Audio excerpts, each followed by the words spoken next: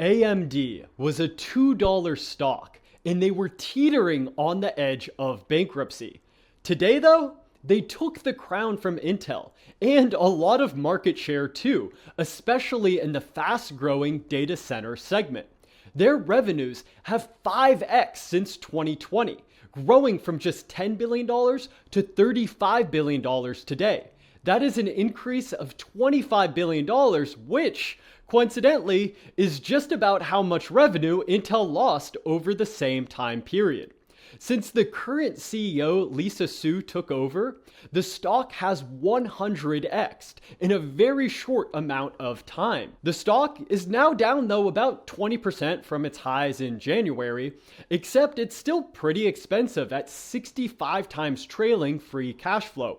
However, they say that they're going to be growing at 35%, not just for next year, but for the next 3 to 5 years. And it is really rare for a company to put a number out that is that high for that far out into the future. If they hit their goals, they will be making over $20 in earnings per share, which puts them at just around 10 times earnings, much less than half of the current market multiple. And some people think growth will be even better. They have partnerships with Meta and OpenAI to help establish them in the GPU segment, which has traditionally been Nvidia's stronghold. Nvidia, in turn, has over $215 billion in revenues versus AMD's just 35. And so even if AMD is only able to take a moderate amount of market share from Nvidia, it could still be a boon to AMD shareholders. In this video, we will talk about all of that and much more, starting with the business segments. We'll first touch on the data center segment and then the client and gaming segment, followed by embedded. We'll just briefly hit on those before moving into 3 very big transformational acquisitions that they did. Then we're going to get to the meat of the video, the real analysis with the sort of product competitive analysis. This is going to be the competition section, and we're going to talk a lot about Nvidia here too.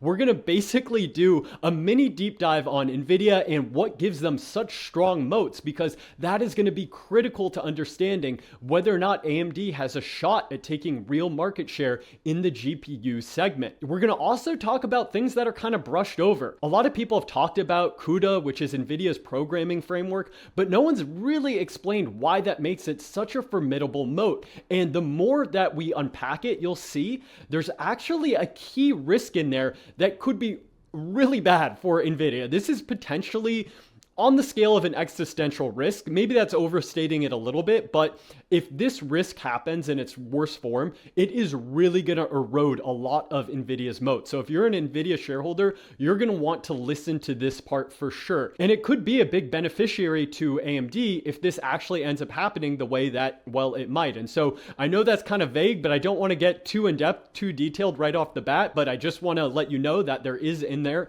that really important risk that you should be aware of. And then finally, we're going to move on to the valuation segment, talking about how cyclical of a business this is and how do you value a cyclical business, because it is tricky. I'll tell you right off the bat, this is one of the hardest things to do, is valuing a company with very volatile earnings. And so we'll talk about that, talk about different scenarios, and give you a little bit of a framework to kind of think about different potentials. And so all of that is coming up. But first, you're probably wondering, who am I? Why should you listen to me? Well, my name is Drew Cohen. I am a registered investment advisor, and I also manage money. Before, I worked at Goldman Sachs in investment research, and then later I worked at Capital Group covering a lot of technology businesses, including semiconductor companies. So I have insight into how investors who literally have allocated billions of dollars of capital think about these semiconductor stocks. I know their valuation frameworks. I know when they think about buying and selling them. I'll tell you, it's going to be a little disappointing when we talk about this, though, because it's a lot more straightforward and kind of rudimentary than maybe you think. And it's not a knock on them. It just goes to show how hard it really is to get these stocks right. But we will talk about all of that later on. Now, I will say I researched a lot for this video, and it is really tricky to figure out how technical you need to get to really understand the business and potential key risk without going too technical. And so that is something that I'm trying to mediate in this video. There might be times where it feels like like there's a little too much jargon, just stick with me through it. I promise you we then back it up and I'll explain everything. We kind of do touch on certain things multiple times throughout the video. So if you hear me talk about something like a system on a chip, I'll explain it once, but then maybe it'll make more sense in the context of these other product groups that we talk about later. So that's just kind of a quick warning there. But it's also a bit tricky because when you are investing in a business this technical, there is a question of how much do you really need to understand the technical specifications of a CPU, of a GPU? How deep do you need to understand how everything works? Well, you need to understand enough so at least you're aware of the risk. And if you watched one of my earlier videos, I talked about 8 mistakes investors make. And one of the mistakes I've seen investors make, I made them personally before, is sometimes over-researching a stock. Feeling like you have identified a key risk in the business, but then still trying to research it more to get more comfort around it. And the example I gave at the time was with Broadcom or Avago. I was looking at it and I didn't understand exactly what the risk around Apple insourcing a radio frequency chip was, because that was one of the big franchises for Broadcom at the time, a big portion of their earnings. And I spent a lot of time trying to understand, well, what can you do with the high wave radio frequency chip? Is it the high wave radio frequency bands? How hard is it to really re-engineer a better radio wave frequency chip? And I got really, really into the details to understand how radio waves worked and how complicated it was. And I think that was definitely missing the forest for the trees. And so I'm trying to kind of avoid that mistake, but you still need to do enough research that you knew, Apple insourcing in-house radio frequency chips was a risk. And so kind of understanding how to balance not going too deep while still getting enough breadth of an understanding of a business so you can understand all the risk is really a challenge with these technical businesses. So I tried my best here, and that is enough of a prelude. Let us get into it. And so this is going to be a business with $35 billion in revenues, revenue growth last year, 35%. They have gross margins of about 35% as well. And for context, that is about the same that Intel has right now, except Nvidia has 70% gross margins. And so that just goes to show how much of a better business that currently is, and also why AMD wants to attack that and why Nvidia's customers want to get out of their lock. If we're moving down to operating income, operating margins are just 10%. Do you want to know what Nvidia's are? They're 60%. And so right now, part of the reason why AMD's margins are lower is they are spending a lot on research and development. If you're looking at research and development as a percent of sales, it is 50%. So half of all revenues are being diverted into R&D. And so this is really them trying to get a leg up into the data center segment, as well as, try to crack the GPU market. And so both of those things are going on right now, which we'll touch on more later. So operating income is about $3.7 billion. Free cash flow is higher. It is $5 billion after backing out stock-based comp. One of the big differences there is amortization from some large acquisitions. That's not really a recurring expense, so it kind of makes sense when you're adjusting earnings to back that out. Now, right off the bat, I want to emphasize how cyclical of a business this is. Maybe you're newer to investing in semiconductor stocks or chip stocks, or have only watched them for the past several years. These are very cyclical businesses. And if you're looking just from 2021 to 2023, so just that 2-year period, their operating income fell 90%. And now a lot of people will want to push back and say that was a little idiosyncratic because what happened during COVID was there's all these supply chain shortage issues. And so a lot of customers, they double ordered semiconductors to make sure they had enough inventory. So they had the right raw materials for their products. And because of that, they ordered so much. And then once the supply chain started to straighten out, they had all this excess inventory. And so instead of buying more new chips, they just used existing inventory. And that happened a long time at the same time as demand fell for a lot of different end markets. And so the end market demand falling, plus the fact that they had this inventory to work down, that meant that this was an especially volatile couple-year period. Yes, that's true, but just pull up AMD's financial history. And this is actually one of the biggest value adds of Fiscal AI, what I use them for, that who sponsored this video, is you could just look at like the past 20 years of financial history and just look at that operating income line and you see how incredibly volatile it is. There has only been one 5-year period in the past 20 plus years where earnings have been positive and increasing, only 1 5-year period. And so that just goes to show how cyclical of a business this is. And I really do like the dashboard look, which, by the way, they'll give you a free trial if you use the link in the show notes below. And then you can see what I'm talking about, because when you're able to just look at all of these years of financial data up front, it really just allows you to see what numbers stick out really quickly. And it's a little harder when you're going into the actual public documents to do this all. You'll usually have to pull them out, put them in Excel, and then get the full picture, which is what I used to do.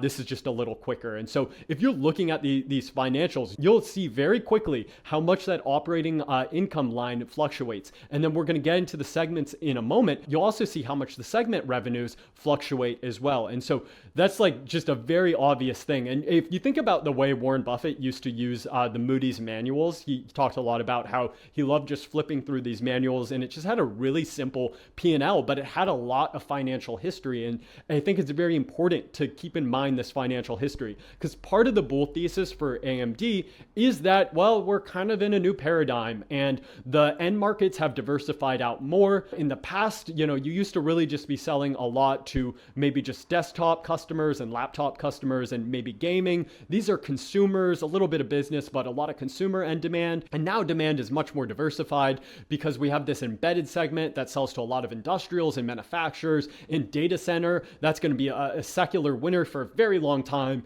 And there's little chance that demand there is going to slow down. It's only going to keep increasing. I just say, look at the history. And yes, there are kind of new things happening in the business, which we'll talk about, but the history is very hard to escape. And more often than not, kind of like how when Warren Buffett says that when a great manager meets a bad industry, it's usually the reputation of the industry that survives. It's kind of the same thing here. When a company's transformation is like meeting its history, it's usually the history of the business that survives, something like that. And so that's going to be a big theme, is whether or not this is going to be as cyclical of a business as it has been historically, or whether or not we're really in this kind of new paradigm with AMD, with more diversified end markets. It's less cyclical of a business. You could count on earnings being there, but right away, we could point to just a few years ago when operating income fell that much. If you do want to look at all these financials and be able to have them all there on the dashboard, I'm supposed to tell you that there is a 15% discount in the links below. It's an affiliate link. And so if you do want to take a look at this, see what I'm talking about, there's a free trial. You could just cancel it afterwards if you don't like it. Or you could do the old school thing instead, which I used to do, which is go to every single public doc and put the numbers in Excel. I still do it sometimes, by the way, but at least less and less so now. And so anyway, getting to now the actual segments that AMD has, there's 3 of them. There's going to be data center, client and gaming. Even though they kind of split up client and gaming separate, that's like one segment because that's how they think about the business. And then embedded. So the first segment is going to be data center. This is now 48% of revenues, growing 30%. And so this is their fastest growing business. It's actually going to be growing much more in the future because they just struck these big deals with Meta and OpenAI. Each of these deals individually is estimated to be worth about $60 billion in revenue. And that's going to be coming over the next several years. And so that's a big portion if you're thinking about it relative to their 35 billion in revenues today. And so they're saying data center is actually going to be able to accelerate growth to about 60%. They individually call out what they call AI data center, which is growing even faster, 80%. And so this is the real growth story here in AMD. It's data center. Within data center, they have these 2 product lines that we're going to talk about. The first one is going to be EPYC CPUs, spelled EPYC. So that's going to be EPYC, that's the name of that franchise of CPUs. These are their server CPUs. These are the CPUs that have been taking share from Intel. We'll talk more about that in a second. The second thing here is going to be their Instinct GPUs. This is what they're trying to compete with Nvidia with. And so a lot more about both of these products later on. The way I'm kind of structuring this is I want to just get through these segments and then we'll loop back to these 2 products when we talk about the product competition, because these are kind of the biggest areas of competition of them Qualcomm versus Nvidia versus Intel, and it'll really help us better understand the competitive landscape and the opportunity. So the last thing I just want to say here is this segment, their customers are basically data centers in the big hyperscalers, the big cloud providers. And so a lot of them, they want basically a dual source supplier, which is one of the advantages AMD potentially has because people don't want to pay Nvidia and Nvidia's huge margins. You know, we said they had 60% operating margins. And so a lot of these cloud providers are trying to figure out ways, how do I get a second source supplier so I don't have to pay these extravagant premiums for Nvidia? It's also just better if we're not reliant on just one supplier for everything. And so that's kind of a big piece of the story. As I mentioned, we're going to loop back on this, say a lot more later on. The next segment is going to be client and gaming. They basically said the rest of the business, they're guiding to about like 10% growth thereafter. And so this is 42% of the business currently though. They break up client individually, which is 30%. This is going to be the Ryzen CPUs. That's the name of that CPU franchise. These are going to be notebook, laptop and desktop CPUs. So CPUs in consumer computers, as well as, computers sold to businesses. That's going to be a big part of this franchise here. That of course is very cyclical because if the economy is bad, consumers don't buy computers. And so you'll see a lot of cyclicality in this business. In 2022, revenues in this segment were down in client 10%, and then they were down 25% in 2023. So there's this other sort of aspect when you are selling to someone that's called your channel partner, basically, where they're holding inventory on your behalf. Where what basically happens, and this is a little similar to what happened during COVID, but this is also just what normally happens in the supply chain, is that you have a distributor who buys your product. So you can imagine, let's say, Costco buys a bunch of computers. They have their inventory in their warehouses and their stores, and they try to match inventory to what they expect consumer demand to be to make sure they don't run out of, computers to sell. And so as long as demand is good, they keep buying more and more computers, inventory builds up, they have enough inventory to cover everything. What ends up happening when demand falls is they stop ordering altogether, basically, because they want to bleed down their inventory. And so maybe they carried enough inventory for 1 month before, but now sales slowed so much that the amount of inventory they have, it's how much they're going to bleed through in 2 months or 3 months. And so they just stop ordering for a period of time while they just work down their inventory, which is the reason why there's this added layer of cyclicality in the business, because of this buffer of inventory really exacerbates any sort of slowdown. And so it's not just, consumers are buying 10% less. There's 10% less demand. Then our channel partners are worried about holding too much inventory. And so they're reducing inventory 30% or 40%, or maybe they just stop buying altogether for a little bit. That's also in part what's called the bullwhip effect. Not only are orders dropping, it's also now businesses wanting to carry less inventory on hand as well, because they don't want all their working capital tied up in something that's not moving quickly. And so that's the two impacts that make this business especially cyclical. Now, this is going to be the same thing in the other segment here, gaming, but it's going to be another added aspect to this because they sell a lot to the console providers. There's two sort of products here. There's the Radeon GPUs that competes with GeForce, which is Nvidia's gaming GPU, basically. Nvidia still has like the leading GPU, but they're much more expensive. So on performance, taking into account cost, it's usually considered that, AMD is close enough for a lot of people. Of course, if you want the top tier one, you're going for Nvidia, but that's why their Radeon GPUs are still used in a lot of gaming. They're, pretty competitive and cheaper. Then if you get to the console business where they're selling what is called custom SoC, SoC stands for systems on a chip. A systems on a chip is kind of like a mini computer on the chip. So it has its own CPU, it has its own GPU, maybe it has memory, a modem, all of that. It's glued together on a smaller chip. This makes it more compact and it's customized. So they customize them to what PlayStation wants, what Xbox wants, and they sell to those end markets. As you can imagine, when the console cycle changes, because they only roll out new consoles every 5 years, 7 years, when there's a new console, there's a lot more demand for these chips. As the console demand starts to wane, these businesses start to sell less. In 2022, they had $6.8 billion in revenue. In 2024, they had $2.6 billion in revenue. So you see how volatile this segment is as well. You're getting a feel for, though, just generally why semiconductor stocks for a lot of history, a lot of time, these have been low multiple stocks because of a lot of this volatility. And what ends up happening is then demand picks up, people see really high revenue growth, then there's a lot of operating leverage in the business model. They get really excited. They think this is going to go on for a long period of time. They'll put a multiple on these stocks, and then the earnings fall and disappoint, and whatever multiple you put on it, it all of a sudden looks too high. I'm getting ahead of myself here, but I just want you to keep this in mind as we are hitting on some of these revenue figures in these segments. The third segment we're going to talk about is 10% of revenues, and it's called embedded.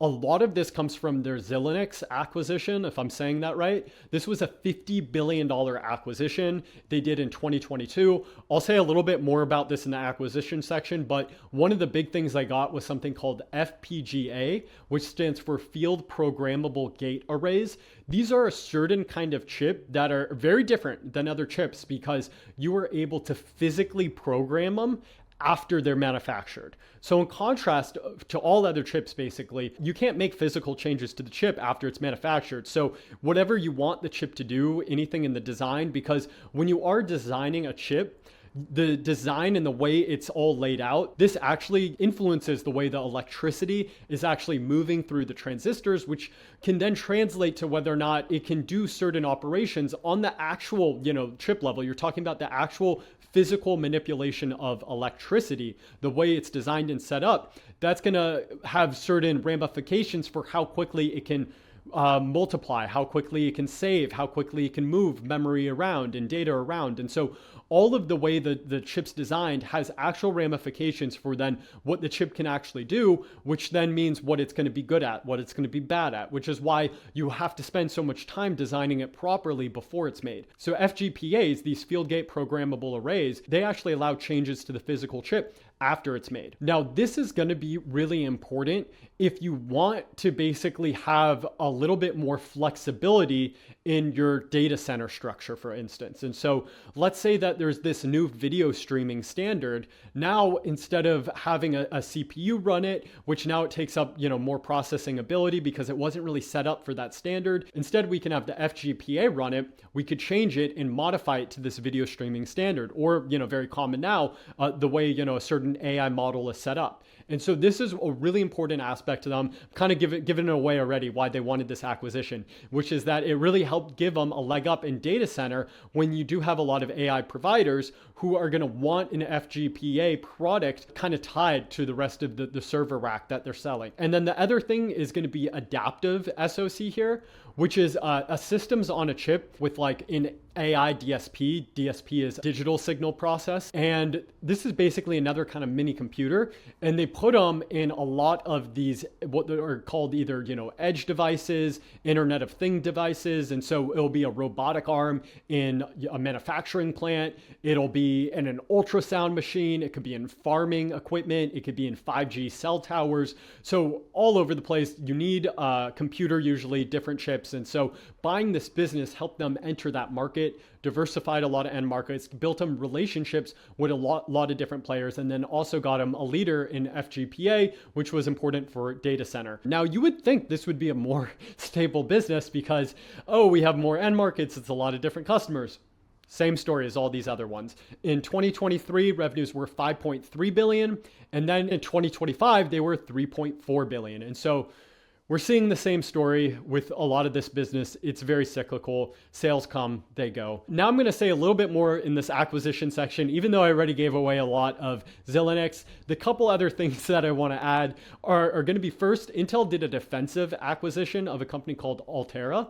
That was also an FGPA player. And so now that Intel had it, AMD wanted to have it. And so that was one of the big reasons for that. I already mentioned kind of the other ones. The last thing I want to say though is on the adaptive SoC. That again, it's the system on the chips. That's like the mini computers that have the CPU, the GPU, the AI DSP, the digital signal processor, all of that's like a mini computer. When they purchased them, they were able to then embed on that chip like a smaller version of their Ryzen CPUs.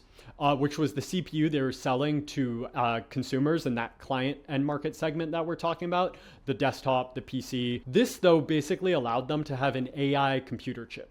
And so this is now their computer chip for, an AI PC. This is now their entrance, their answer, if you will, into that market. And so that was another reason why they did this acquisition. They did this in 2022. So this was Lisa Su kind of seeing the writing of where things were going. We want a position in AI PCs. We also want to be able to have a stronger position in data center. So that's why they did this acquisition. $50 billion, pretty large acquisition for them. And so that was this one. The other one was smaller. It was a $1.9 billion acquisition. They also did this in 2022. This business was called Pensendo. It got them into networking. Networking is moving data between server to server, basically. And so when you have a lot of GPUs and a CPU in a data center, you need to figure out how to get all these servers to talk to each other. They wanted a position in networking so they could kind of eventually build this full rack solution to sell to customers. And so that was an important piece of that. It got him something called a DPU2, which was a data processing unit. And basically, instead of the CPU having to do networking, security, storage related tasks, it pushes it off to the data processing unit, which then frees up more space for the CPU, and it's more specialized to do that. So it helps everything run better, basically. So this is now something they could connect to their CPU, their GPU, to all that. We'll talk more about that momentarily. So that was another acquisition they did. Then the third one I want to talk about is an acquisition of a company called ZT Systems. This was a $4.9 billion acquisition they did in 2024. What this business did was they basically provided the full physical AI infrastructure. So actually putting everything together, the networking of the chips, the server, adding the cooling rack system to that. And, these are basically 1,000 systems engineers that they acquired in this acquisition. So all of these systems engineers are top notch at making actual, full rack servers that can then be placed in data centers. This was a competitive response to Nvidia, who was talking a lot about the AI factory that they're building. In a moment, you'll understand better what an AI factory really is, but this allowed them to basically have a head-on way to address that product by now packaging everything together with the actual fully done rack servers that they could sell in a product they would later call Helios. And so take a breath, because now we have just kind of gotten over the background stuff and we're ready to get more into the meat of the analysis and understand the competitive and product positioning between AMD, Nvidia, Intel, and really understand why has AMD been able to take so much market share from Intel. Intel used to have basically a 99% market share in data center. Now estimates put it around 65%. That is a lot of market share loss for such an entrenched incumbent in such a short period of time. And they could lose more share as AMD strikes very large partnerships. And so the first thing we're going to get back to is the EPYC chip. So this was EYPC. That's the name of their data server CPUs. And so the reason why their CPUs are basically better than Intel's for server is they're able to do more work per server. And so some other terminology here, there's something called a virtual machine. This is basically simulating a software computer on a server. And so it's not an actual physical computer that's put together, but it is a server that then runs a virtual computer on it. And then there's another term called a container, which is when the server isolates and runs just an individual application. So being able to have these servers have more VMs and more containers per server and running them more effectively, more efficiently with better power usage is how they've basically been able to take share. Because if you think about it, if you're able to do more work per server, and also key to this is you're more energy efficient per unit of work, then your total cost of ownership is dropping over time.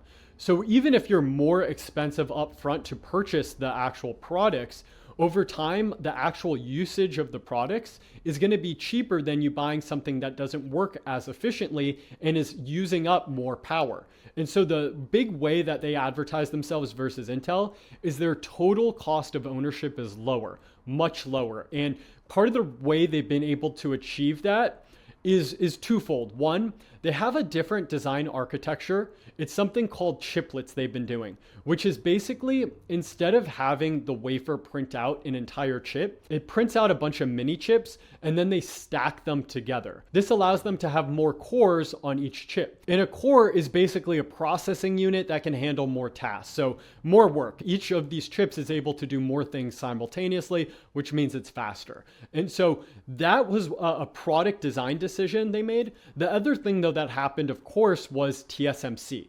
So TSMC is a leading edge foundry. They're the ones that actually manufacture the chip. And Intel historically was integrated between the foundry and the design. What was happening was they were actually lagging though in the foundry and the actual manufacturing of the chips. And when that happened, there was an opening for AMD to rely on TSMC, who was further out ahead in manufacturing chips, and use their leading edge technology plus kind of new designs that AMD was able to come up with in order to take the lead from Intel, because Intel now has to catch up on two fronts. They have to catch up on the design front, but also on the process technology, actually manufacturing the chip. And it is a lot harder than you might think to get the actual manufacturing correct. Because despite the fact that everyone or anyone can, buy ASML machinery, which is the machinery that uses something called EUV, that's a laser that is actually cutting the chips. And so a lot of this is actually outsourced. Even if you're able to buy all the right equipment, there's a lot of know-how involved in increasing yield, which is how many chips they're able to successfully produce per wafer. And the wafer is like the silicone wafer where the chip is actually printed on, and then it gets washed away with chemicals, and then the chip is what's remaining. By the way, I had another video where I talked about the semiconductor value chain. I'll link it at the end of this video, and it'll kind of touch on more on all of this, give you more context on the entire semiconductor supply chain. So basically though, Intel was lagging in manufacturing. They need to catch up there. They're competing with TSMC. Then they also were lagging in design because AMD was just focused very much on that. And they had the benefit of designing with leading edge technology from TSMC basically. And so they've been losing share there. Now that's going to be the EPYC CPU server franchise, really strong in data center. Of course, Intel is still competing there. They're trying to come out with new chips. And, by some marks, their next gen of chips is looking like it's competitive or at parity, if maybe not a little better. But then the issue is, can they make them? Can they make them in a cost-effective manner? Because that's been the real issue is you can make some chips, but back to this idea of yield, you want to make sure that a very high number of the chips you're trying to make actually are not defective. And what ends up happening when you're manufacturing the chips very often is a lot of them end up defective because it's very hard to actually get all of these little minute aspects of the manufacturing correct. And if they're not getting them correct, then what that is doing is it's raising the cost of all your chips, and then it's making it more expensive to produce them. Your margins are getting crushed. So you have to really get good at this manufacturing aspect too. And when Intel has been pushing into the leading edge fabs, they're just not at the same parity as TSMC with the yields. And so that's why they've kind of struggled to be as competitive on that aspect. And so even if they get the design correct, they need to also get up to speed with the manufacturing in order to actually have a competitive product. Can they do that? Can they not? That's a big question. They certainly have a lot of money being thrown at them from the US government, and even some big customers are supportive of them, like Apple, for instance, because there's a big push to actually have semiconductors that are created in the US. Part of that is because of the Taiwan risk with TSMC based out of Taiwan. The United States wants to make sure they have production capacity here. And then, customers also just want a diversity of supplies. So all that's going on. We'll probably touch a little bit more on that later. Right now, though, I want to get to the really fun part in dealing with Nvidia and the GPU franchise. So within data center, AMD's GPU is called Instinct. Now, Instinct is their GPU that is already pretty competitive with NVIDIA's last generation of GPUs, Hopper, kind of at parity there. And they're competitive to their latest generation of Blackwell chips, especially within memory. They're known to have a lot of memory in there, which is important for inference. I'll talk about that in a second. But it's not really about just the raw specs chip to chip, because that does not tell the whole story. So AMD can have a chip that is very competitive with NVIDIA's, And you might be looking at the specs and you could say, oh, that's pretty close and all that. That doesn't answer the question of what chip is actually better, because it really comes down to this ecosystem around the chip. And let me explain what I mean, because it kind of sounds vague, right? What is the ecosystem around the chip? So there's not just the one chip that matters, it's how it interacts with many chips and the entire server. So how does using one GPU scale up and function and work with when you have 8 GPUs? How is the data moving back and forth? How effective is that? This is going to be a big aspect of what GPU is actually better. A big aspect of this is something called NVLink, which is Nvidia's proprietary way of linking chips together and networking them, and also NVSwitch. And so NVLink is basically how the GPUs talk to each other, and NVSwitch is how they coordinate all of that, how they coordinate all the trafficking. And so that's another big aspect of this, and these are proprietary things. Now, AMD, part of the reason why they purchased Pisanto is to have a better networking capability. So that was one of the reasons why they bought that. But Nvidia's is still kind of top tier. It's proprietary. It's fully integrated. They were designed together. So it just works the best. It works out of the box. And so that's one of the big advantages there. The other thing they have is base control manager and something called mission control.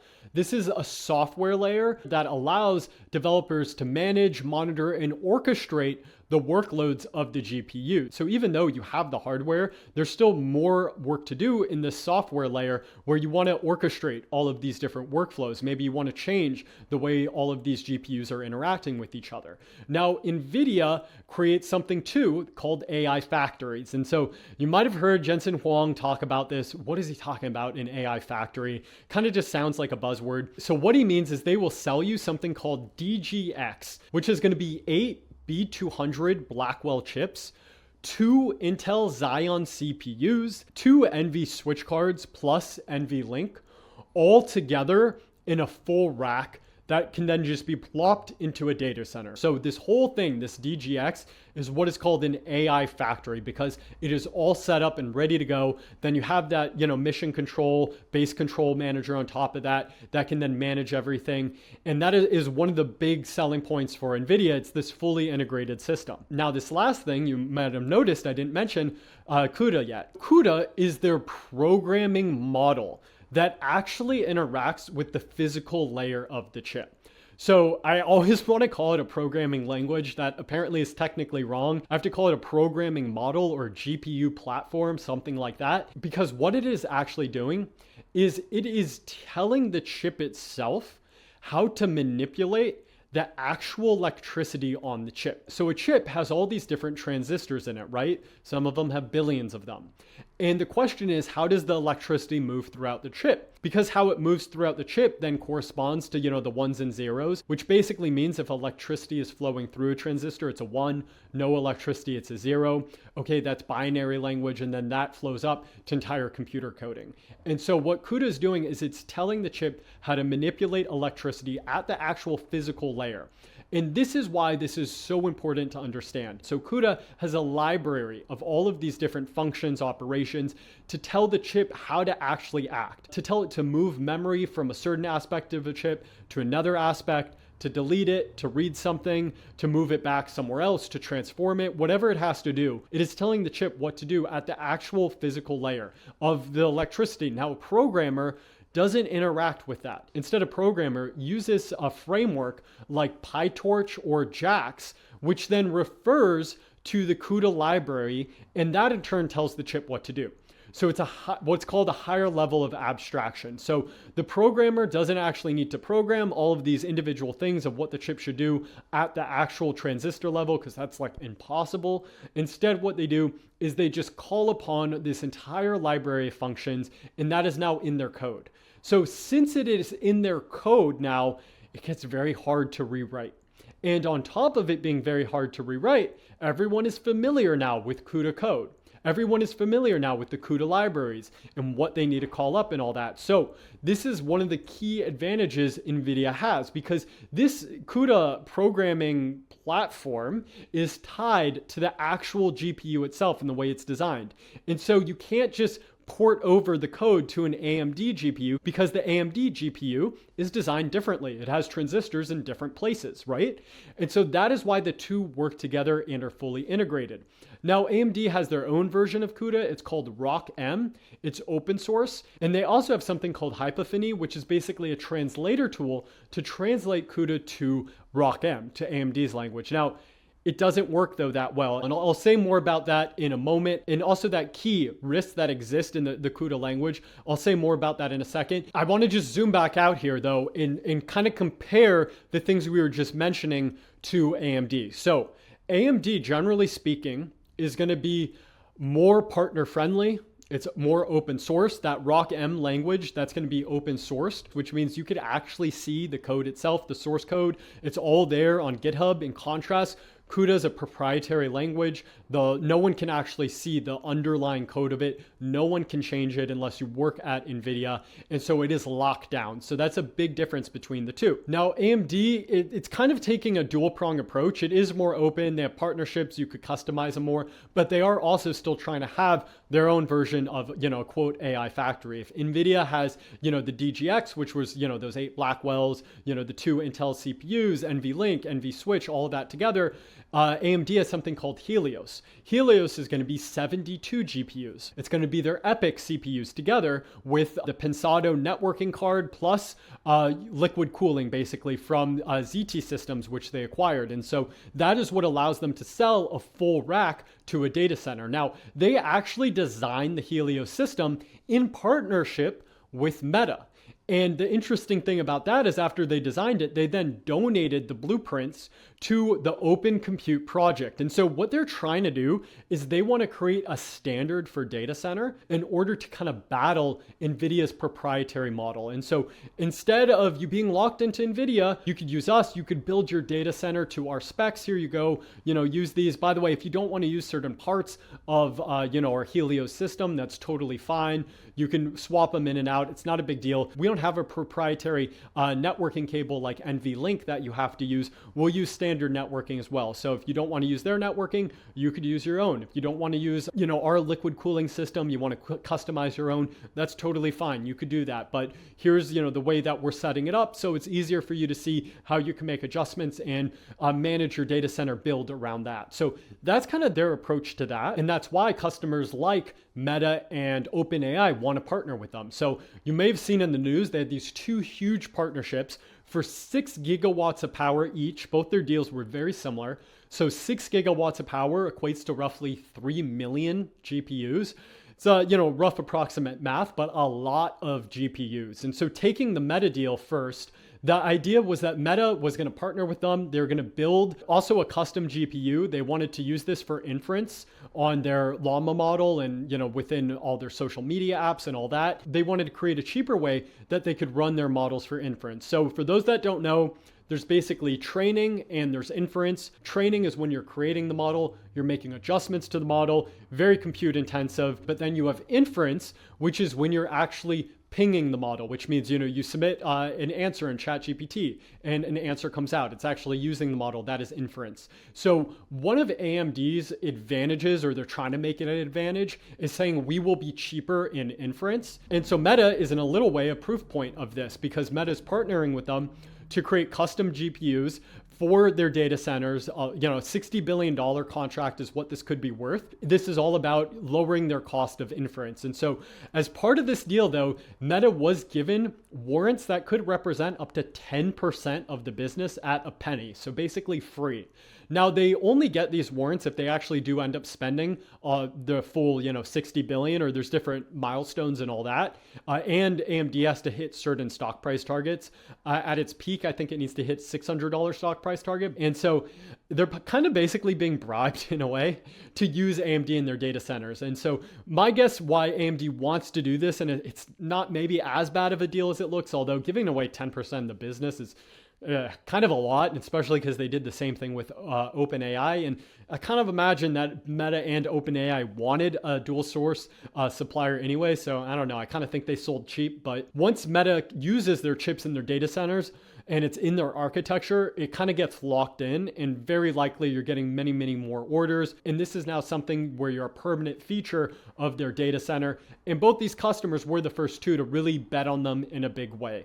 And so, their GPUs, not that big market share. Nvidia, of course, is the standard. And both of them, they are spending a lot of money to themselves to customize it and to make it work for their data centers. And so OpenAI's deal, that is going to be another, 6 gigawatt deal, potentially worth $60 billion.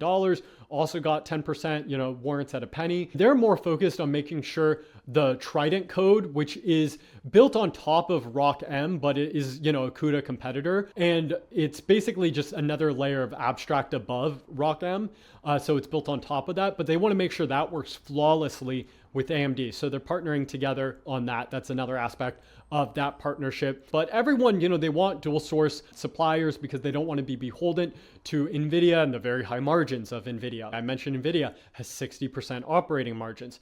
The problem, though, is NVIDIA's real-world performance is still much better. So Meta and OpenAI are going to have to spend a lot of money customizing AMD's products to make them work in their data center and work with their models very effectively. So they're going to have a lot of investment on that aspect. Whereas NVIDIA, they've been already doing that for decades. They've been already deployed in data centers for a long time, on AI models for a long time. They've been making these little adjustments to CUDA to make the programming framework or GPU platform, not a language, work better and work more efficiently. This is now getting into that NVIDIA risk and potential big opportunity for AMD, which is whether or not they can displace CUDA. So as it stands today, AMD has something called Hypophy, pronounced something like that. And this is a translator tool that takes CUDA languages and turns it into ROCm language. So this is the first step to eroding the moat. The problem is this doesn't really do that much. It's kind of like you're translating, let's say, a language from Spanish to English, but you're doing a direct translation. And now there's all sorts of words that when you directly translate them, they don't really make sense. The sentence format, it's not correct grammatically. And what that actually means, though, not metaphorically, is that when you are looking at CUDA, they use a 32-thread framework, whereas AMD uses 64. And so what that basically means is that each thread you could kind of think, generally speaking, of being work. And so all of the kind of blocks in CUDA are around this idea of doing 32 units of work, if you will, whereas AMD is about 64. So you can't just directly translate the words. You have to translate the idea, the logic of what is happening at this chip level, which is the really tricky part. Because again, you can, by analogy, translate the words very simply, directly, but it may not make sense, which is what often happens. And so even if you do port all the code over to ROCm and you use your translator, you have to have an actual human go in and change all of the logic. Now, if you wrote millions of lines of code, you're not going to do this. You're just stuck on CUDA and that's it. And so that's been a real problem for AMD to crack this market, because once this is written on CUDA and the frameworks now are referring to the CUDA libraries and then the software code is referring to that, it basically is the full stack is already optimized for the GPU chip. That's how it ties the actual GPU chip all the way up to the software that runs on it. And that's just a very hard moat to break when you have millions of engineers that only know this one language. And who wants to translate all that? It's a lot of work. And so that's why they have 60% operating margins. The key risk is, you know what is pretty good at coding? And it can code something with just a general idea of what you want without being literal. Claude code. And so the same way that NVIDIA has enabled AI could maybe be the downfall or at least erode its moat. Because if Claude Code was able to, or something like that, there could be another model, able to get the gist of what CUDA is trying to do without actually taking a literal translation, it could then rewrite it in AMD's language, ROCm, and you just eroded their moat entirely. And so that is the most extreme version of the scenario. perhaps an existential threat for Nvidia.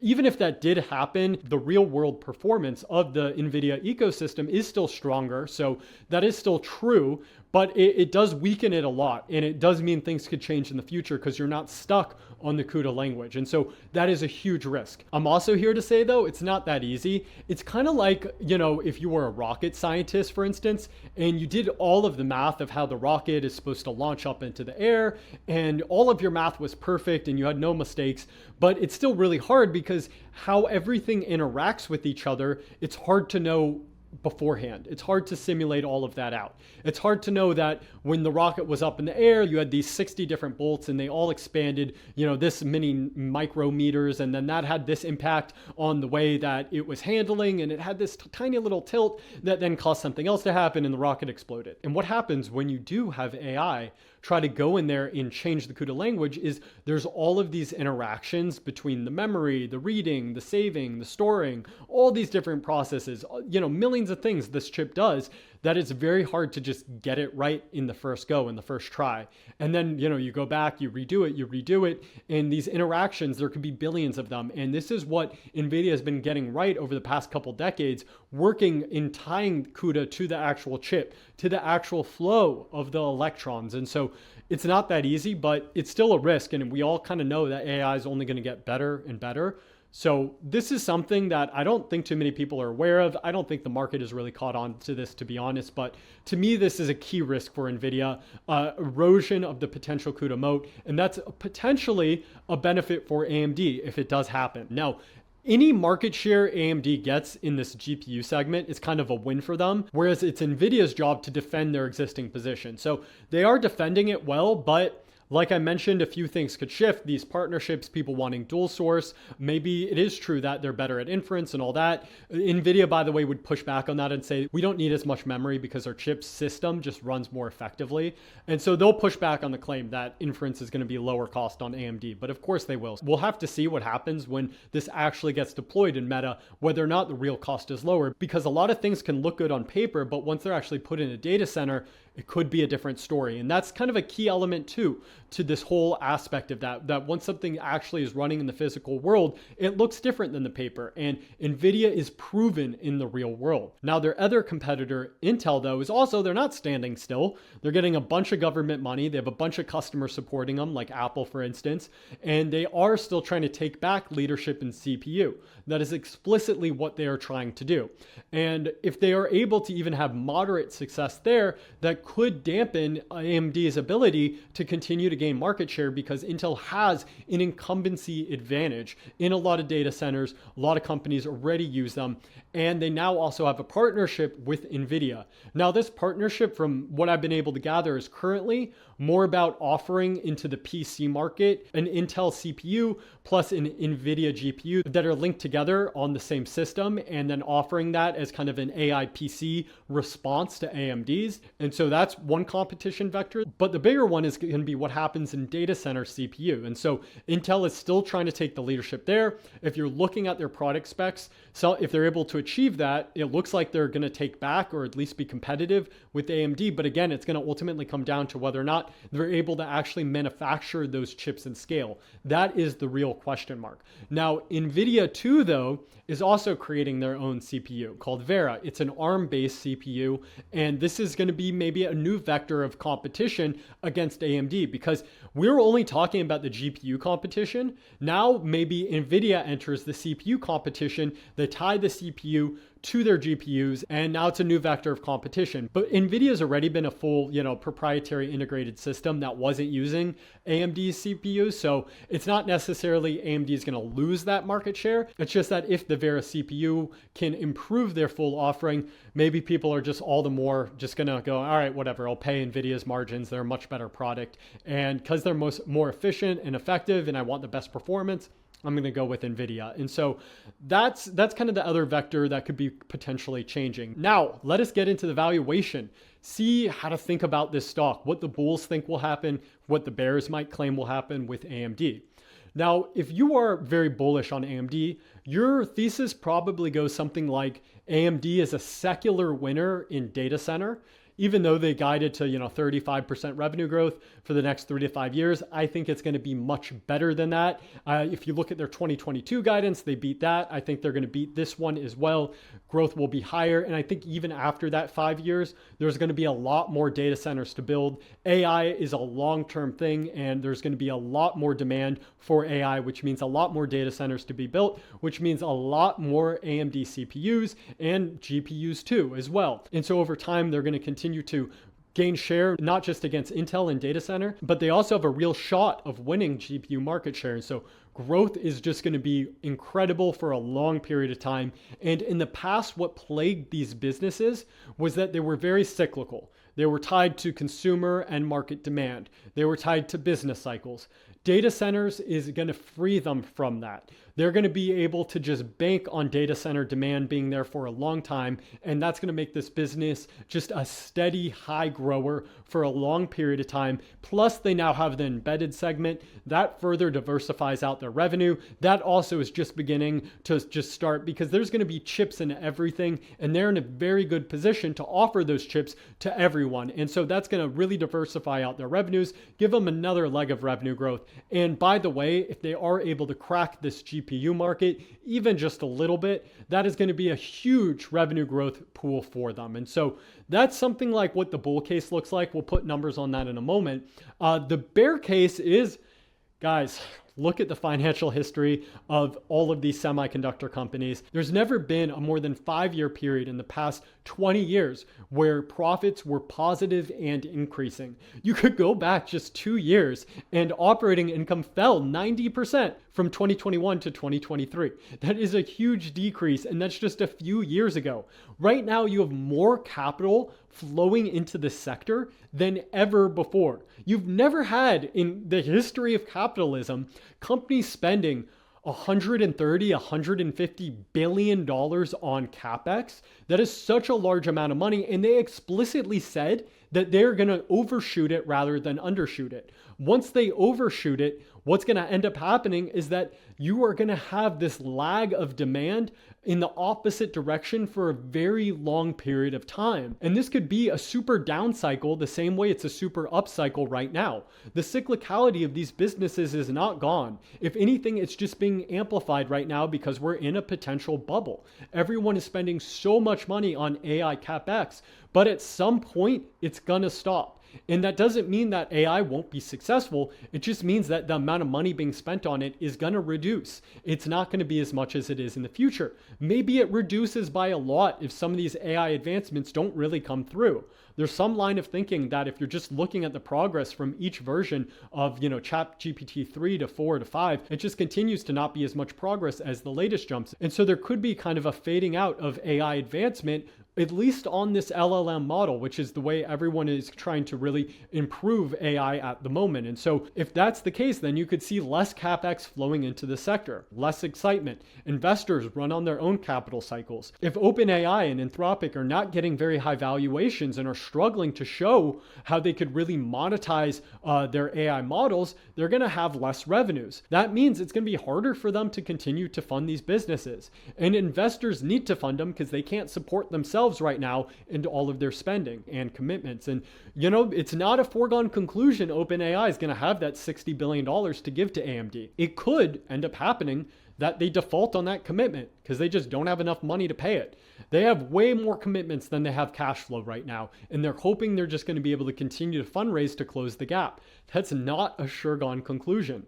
If these tests with AMD between Meta don't work, Meta could just walk away from the contract. They have no commitment to actually spend that full $60 billion. They have every incentive to make it work, but it just may not work by no fault of their own. And these growth rates we're talking about for the next 3 to 5 years, just because they put out a number, it doesn't mean it's actually going to happen. The end of the cycle could be a lot sooner than we think. It may not be 3 to 5 years out from now. And as soon as you see signs of it turning, investors are going to act much further ahead of that, selling the stock. And you're looking at a stock that has always been cyclical. Cyclicality has been the nature of it. And so this $20 EPS target they're putting out in the future, that could be peak earnings that you're putting a multiple on. And maybe AMD will be fine long term. And if you're looking at trough to trough or peak to peak, continue to grow, but you will just be overshooting, overestimating by a lot what sort of normalized mid-cycle earnings and revenue is. So that's kind of the bear bull case there. Now, the way investors look at a semiconductor company is they typically want to be able to figure out what mid-cycle earnings are going to be. That is, again, because of how volatile these businesses are. The problem? You're never going to know what mid-cycle earnings are until they pass and after the fact. Because right now, are we in the middle of the cycle? Are we at the end of it? Is it the beginning of it? Do we know? What about in 5 years from now? Could that still be the middle of the cycle? So an investor is going to have to take an opinion on that. Let's now add a little bit of numbers to this and we'll talk more about it. So right now they have 35 billion in revenues. They said they're going to grow 35% for the next 3 to 5 years. We'll take both a 3-year number and a 5-year number. So if they grow 35% for 3 years, it's 85 billion in revenues. They do it for 5 years, it's 155 billion. They guided to 35% operating margins as well. If they're able to achieve that on an after-tax basis, that's about $24 billion of earnings in 3 years out. This is, we'll call it 2028 because these numbers are back from November 2025. And that'll be about a 13.5 times multiple. Or if you're jumping to 2030, that would be $43 billion in earnings or a 7.5 times multiple. So if you want to go out to 2030, let's say that's 7.5 times earnings that it trades at. So even lower than the $20 EPS target they put out on my math. Now you do have to make an adjustment because they're going to be 20% diluted from the warrants from OpenAI and Meta. That's a lot of dilution. So that knocks up, the 7.5 times multiple a couple turns. And so if you're looking at that and you're asking the question, what is the right multiple to price this at? Okay, a semiconductor investor usually is going to want to put a 10 to 12 times, a very low double digit, maybe honestly even a high single digit PE multiple on what is going to be peak earnings. And so then the question is this peak earnings? If this is peak earnings, then you're going to say that's kind of fairly valued. There's not a lot more to do here. If you think that the data center business is going to grow much more than 3 to 5 years, this is just the beginning. The bull case we laid out, maybe you're doing a 15 times multiple on that. So that's going to be like 100% upside, roughly speaking. Or if you're doing an annualized return over 5 years, it's a mid-teens annualized return. So pretty good return if that's what you believe. Or you think this is just the beginning and they're going to grow even more. They're going to beat the 35% number and grow more. And no number I give you is going to be high enough to satisfy you. You're putting an even higher 20, 25 times multiple on those 5-year out earnings. And the reason why it is so hard to get this is just look at what AMD's actual PE multiples have been historically. They've gone anywhere from deeply, deeply negative because they've been in loss-making territory to a 300 times PE multiple. How do you pick the right multiple on that? And when you pick a multiple, again, what you're doing is a rough hand of a discounted cash flow model. How do you do a discounted cash flow model on a businesses whose earnings swing 90% in 2 years? It is really tricky to do. And when I've seen semiconductor analysts actually model out the business, they are looking at this cycle. They're estimating each year of the cycle, trying to get an estimate of chip demand, seeing what revenue and operating income will be, and they're trying to get their own estimate of what normalized earnings will be. They don't always get it right. In fact, they often get it wrong because this is near impossible to get right. Think of how many factors went into just what chip demand would be in the past 5 years. You had COVID. That totally changed everything. Then you had the supply chain issues thereafter. Then on top of that, you had OpenAI dropping, which all of a sudden set off this, AI race to get as much chip demand as possible, which is where we are today. People are spending as much money as possible. What is it really going to take for sentiment to all of a sudden change? My guess is probably not that much. And so if you're looking at the valuation range, you could be saying, yeah, this could be a stock that could be up 100%. It could be a stock too, though, that all of a sudden earnings whipsawed back down 90%. And what you thought was buying at a 10 times multiple ended up really being buying at 100 times multiple. This is that tricky of a business to get. Now, my personal opinion, and maybe this is just the way I invest, is conservatism, conservatism, conservatism. You want things to be able to go wrong and for you to not lose money. So you as an investor have to decide, Am I being conservative in this investment? You don't need to invest conservatively. You can invest very aggressively. Some people are happy to do that. Some people are going to say AMD has $1 trillion TAM and Nvidia has $215 billion in revenue. I think that AMD will eventually be able to catch up to them. And again, no number you give them is going to satisfy them. They're going to keep saying growth is going to be better and higher than whatever you can expect. And I trust Lisa Su, and I just want to own AMD. And that's fine. You're free to invest however you want.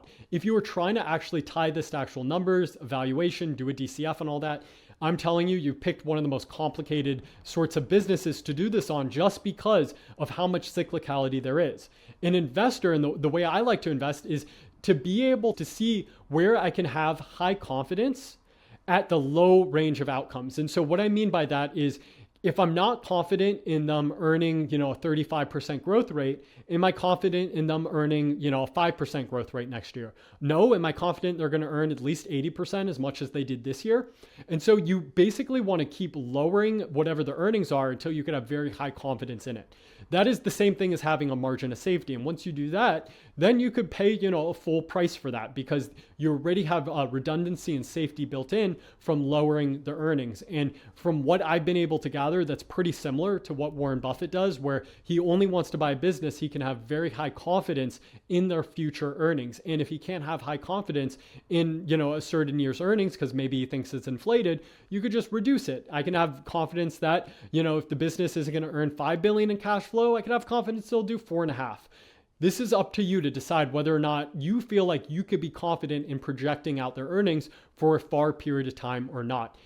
Personally, I think this is just a very tricky one to do, but that'll be for you to decide on your own whether or not you believe in their right to win. All of the aspects we talked about, competition, the call option in the GPU segment. Maybe AI does really erode the CUDA moat, and that's going to be a boon to AMD. And maybe, by the way, you don't need to do a full DCF and multiple because you're not really valuing the stock. You're more trading in it. And you think as long as you see things that other people don't see, the stock price is going to go up. And since those expectations are not currently embedded in the stock price, you want to own it, which is more a trading thing, but you're certainly welcome to do that if that's the way you feel comfortable doing that all. But there's a lot of other businesses out there whose earning streams are much more easy to estimate out. And one of them is Intuit, which I highly recommend you watch this video here. One of my favorite videos we've done so far. But if you want more on semiconductors, watch this one we did here on the full semiconductor value chain, or check out our videos on Microsoft and Meta. Those are classics. And if you're enjoying this video, I just ask that you go ahead and hit like and subscribe, and feel free to drop in any questions, comments below, and thank you for watching.